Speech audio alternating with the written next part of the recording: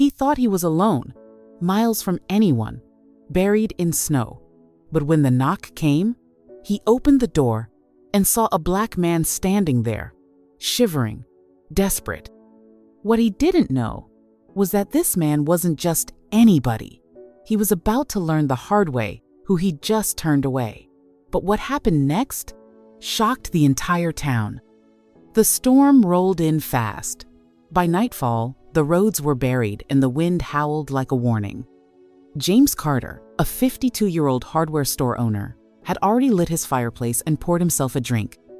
He lived alone, just outside a small Montana town, where people still whispered certain words behind closed doors and some, like James, didn't bother to whisper at all. City folks don't belong out here, he liked to say, especially when city meant black, Latino, or anything that didn't look like him. That same night, Darius Bennett, CEO of one of the fastest-growing tech firms in the country, was behind the wheel of a rented SUV, squinting through the blizzard. A business conference had brought him to Montana. A wrong turn and a dead phone had left him stranded, tires spinning in fresh snow. He hadn't seen another house for miles when he spotted a dim light through the trees. With frost creeping across the inside of his windshield and his fingers numb, he decided to go on foot. 10 minutes later, James heard the knock. Firm. Repeated. He grumbled, grabbed his rifle just in case, and swung open the door. Standing there was a tall black man in a designer coat, his breath fogging in the freezing air. "My car broke down," Darius said, teeth chattering. "Could I use your phone?" James stared, not at the man's shivering hands, not at the frost in his beard, just at his skin. "No phone here," he muttered. Then, without another word, he slammed the door. But what Darius did next wasn't what James expected. Darius stood there for a moment, blinking at the door that had just shut in his face. The cold was slicing through his coat now, and the wind picked up like it was trying to shove him back into the woods. He turned, looked out at the empty darkness behind him, and for a second considered walking away. But something in him, maybe the years of boardroom battles, maybe the memories of every time he'd been dismissed, doubted, or disrespected, stopped him. He knocked again, louder this time, the kind of knock you don't ignore. Inside, James muttered a curse and walked back to the door. "I told you, no phone," he barked as he cracked it open. "I heard you," Darius said calmly, steadying his breath. "But it's freezing. I could die out here. I'm not asking for a bed. Just a minute to warm up. Then I'll go." James looked him over like a stray animal. "Should have stayed in the city," he muttered. "Y'all think you can come up here and—" "You don't know anything about me," Darius said, sharper now. "And I don't have time for this." James grunted. "A man's got a right to his home. And a man's got a right to not freeze to death." There was a silence, just wind and snow and tension. Then James stepped outside, pushed Darius backward with one hand, and pointed with the other. "Barn's unlocked. You can stay there. Animals'll keep it warm enough." He didn't wait for a reply, just turned and shut the door again. Darius stared at the house, then at the barn, half buried in snow. He wanted to scream, but instead, he headed for it, still unaware that inside that barn, something was waiting that would change everything. The barn door creaked as Darius forced it open, snow crunching beneath his boots. Inside, it smelled of hay and damp wood. A couple of horses shuffled in their stalls, startled by the cold burst of air. One of them snorted and pawed the ground, watching him with wide eyes. The space wasn't warm, but compared to the storm outside, it felt like a sanctuary. He found a blanket folded over a stall rail thin and rough, but better than nothing. As he wrapped it around his shoulders and sat on a hay bale, his breath slowed. The adrenaline wore off, and the weight of what had just happened started to hit. He wasn't some lost hiker or reckless tourist. He was a man who'd built an empire from nothing, invited to speak at conferences around the world.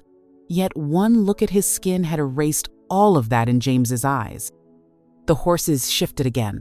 One leaned its head toward him. Curious, Darius reached out slowly and ran his fingers down its muzzle. The contact grounded him. He wasn't going to let a bitter old man break him not tonight. Just as he started to settle in, the barn door creaked open again. His body tensed. Footsteps crunched across the threshold.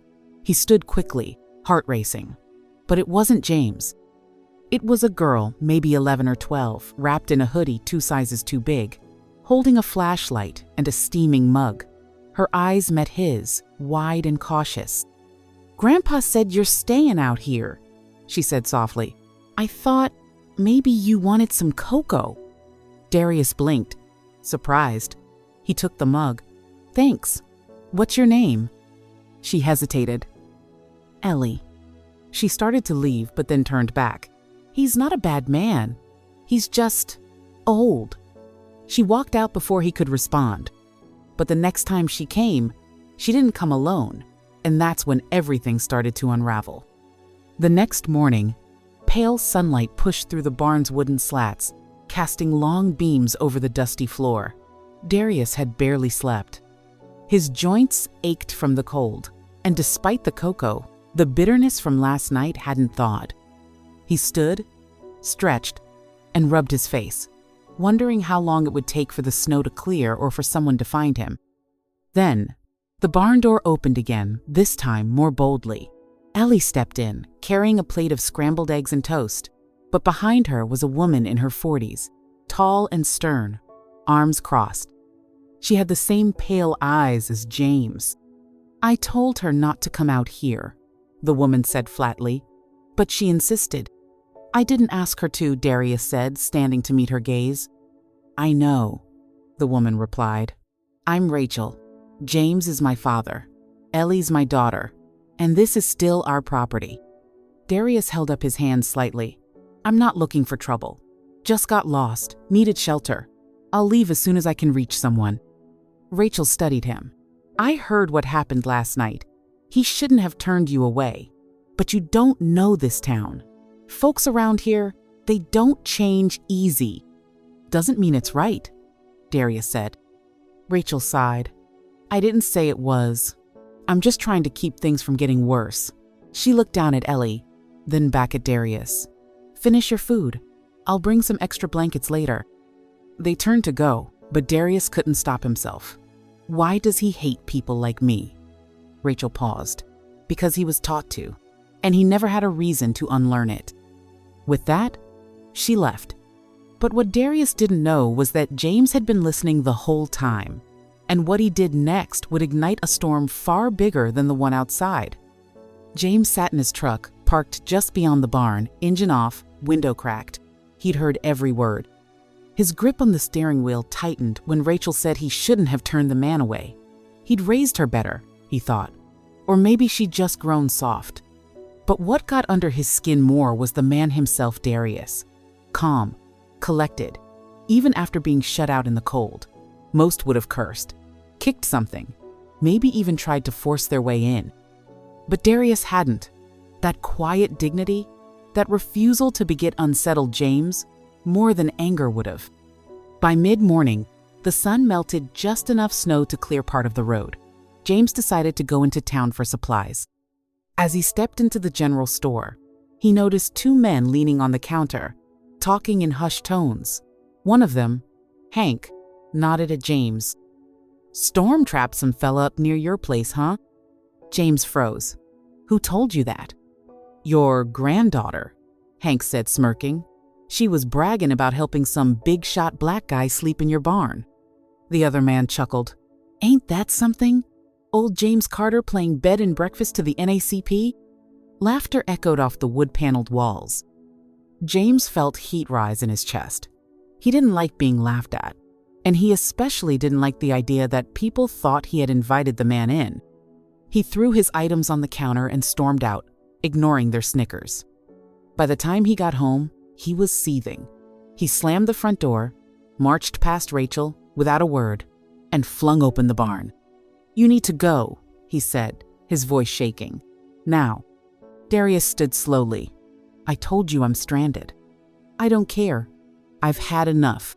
But before he could throw Darius out, Ellie ran in behind him, breathless. "Grandpa, stop!" And what she said next? silenced the entire room. Ellie stepped between them, small but fierce. Her arms stretched out like she could somehow hold back the storm inside her grandfather's chest. Her voice cracked as she shouted, "You don't even know who he is!" James blinked, stunned. "What are you talking about?" "He's not just some guy," she said, turning to Darius. Tell him your name."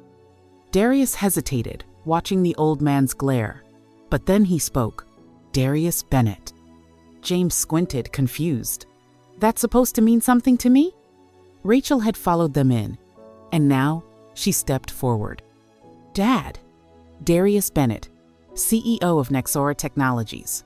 You know that tech center they're building over in Helena? That's his company.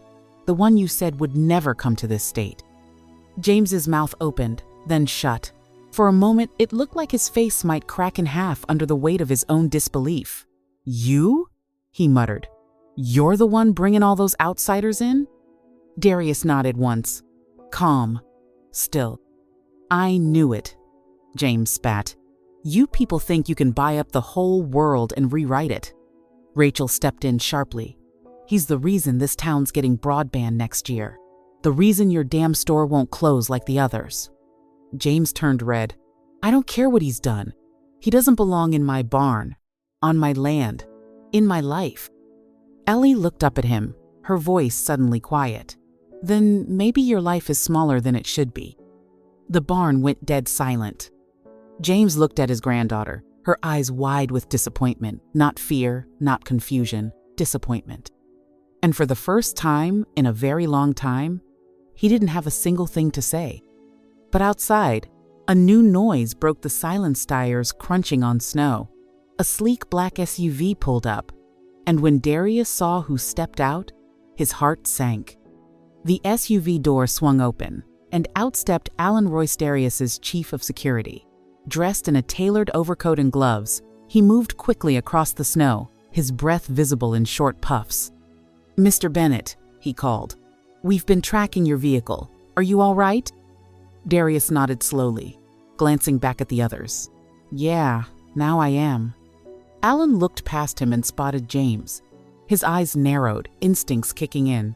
"Did this man threaten you?" "No," Darius said quickly. "He didn't lay a hand on me."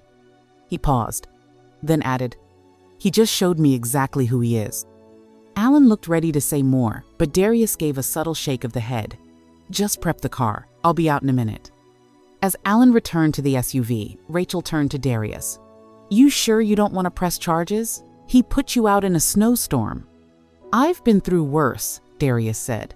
"Besides, sometimes it's better to let a man live with what he's done than to punish him for it." James scoffed. "Don't act like you're better than me." Darius turned and finally looked him straight in the eyes. "I don't have to act. I stood in the cold. You shut the door. But I'll walk away warm, while you stay here frozen in your hate." James looked like he wanted to respond, but he didn't. Ellie stepped up beside Darius. "You really built all that stuff? The company, the center in Helena?" Darius softened. "I had help. But yeah, I worked hard for all of it." She smiled, then did something no one expected. She hugged him. Rachel's voice broke the moment. "Let me get your number. If you ever come back through town, maybe stop by. Our door will be open." Darius nodded. "I'll hold you to that."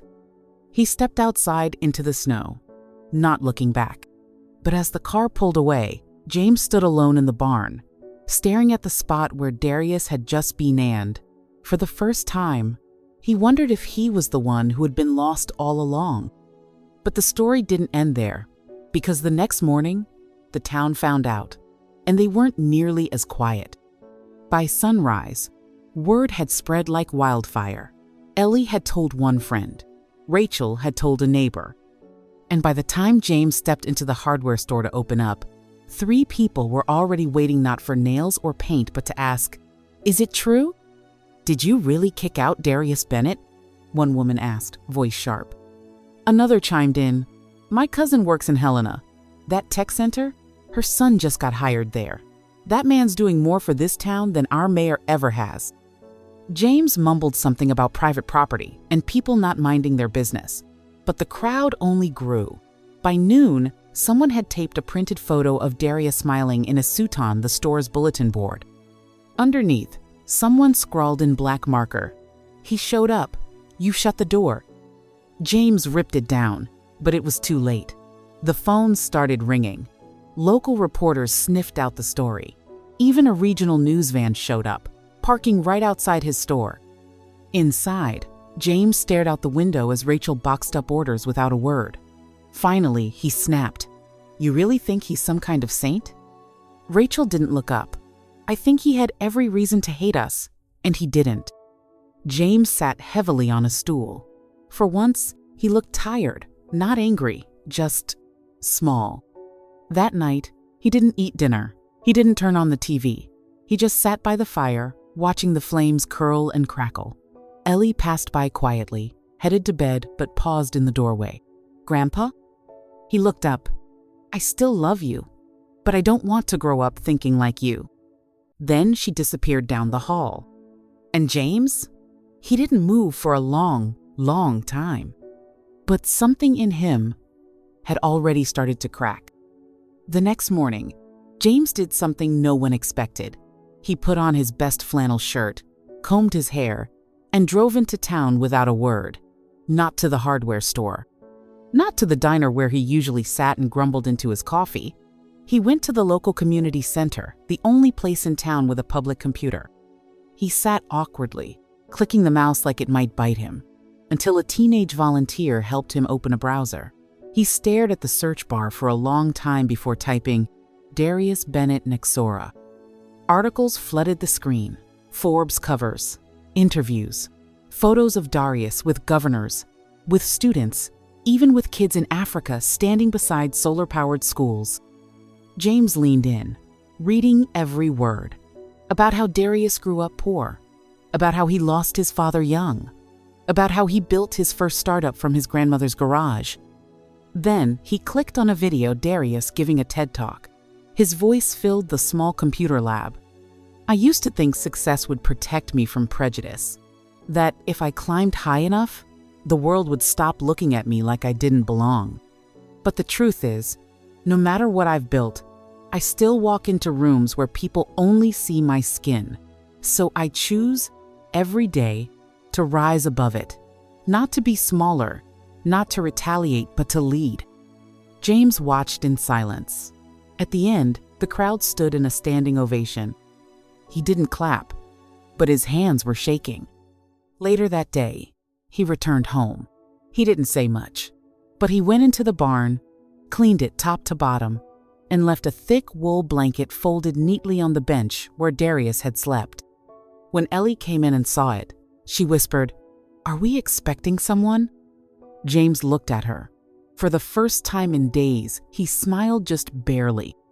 "No," he said, "just making sure it's ready, in case someone ever needs it again."